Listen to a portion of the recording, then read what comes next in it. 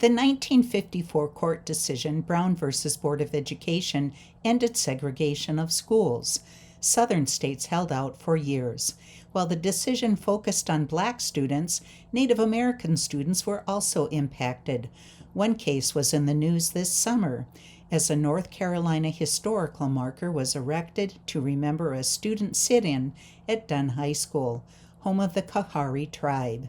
Justin Lockamy is proud of the role his relatives had in the event. My great-grandfather, who I had the privilege of knowing for the first 10 years of my life, he didn't tolerate much injustice from people for very long. So he and his brother, this was shortly after Brown versus Board of Education in 1954, which ordered desegregation of schools. Starting in maybe 2 years later, there was a consistent push from my great-grandfather, his brother, and some of the family who were located in Harnett County to push that school system to actually let their students in to first it was provide us with a teacher and some facilities so we can actually support high school education. That way our kids don't have to be bused all the way into the neighboring county. Those requests were repeatedly denied.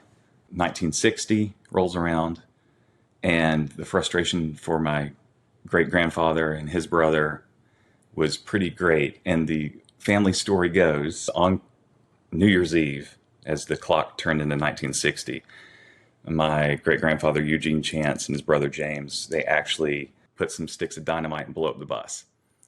And that's what happened. They got into some good trouble, created some property damage. They were hauled to court, but because of the lack of evidence against them specifically, they were ultimately not charged. But pretty much everyone knew, wink, wink, nod, nod, what had happened. This was January 1960. And just to put this in context, the North Carolina Civil Rights Movement, I think the Greensboro sit-ins of the 4 African-American kids who sat in at the diner there, that was a month later. In spite of this lack of transportation to school, white officials did not give in. Justin's great-aunt Juanita Chance Caldwell said in an interview with the North Carolina Indian Heritage Commission, Coharie families took it to court, but civil disobedience continued. Dad said that we couldn't give up, that we had to make sure that we went to that school, some way, somehow. So there was a protest. The morning that we all arrived up there, I have never seen so many policemen in all my life. But it was days that we were there, like maybe a week with everybody. And then there was just Jean, my cousin, and myself. And Huey Powell went, I think, a couple of days. He wasn't there very long. I never saw him, heard of him going in a classroom or anything. But Jean and I went into a classroom and actually sit down. They ignored us. The teachers they weren't rude, but we weren't there. The kids were so quiet because they weren't really sure what was going to happen.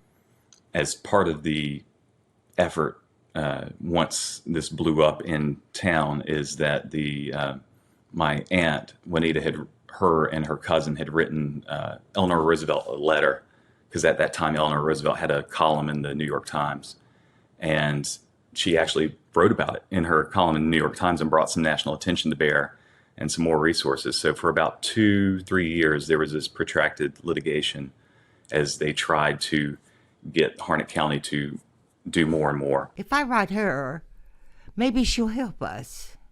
Didn't think she would, but I thought maybe she would. And sure enough, wrote that letter, sent it off. I think I wrote it with a pencil, and signed our name to it, Jean and my name to it, and sure enough, she answered. They finally admitted high school students there to Dunn schools, and this was before African Americans were even allowed to go to Harnett County schools. So the Indians were the first through the door, which is amazing. For ICT, I'm Shirley Sneve.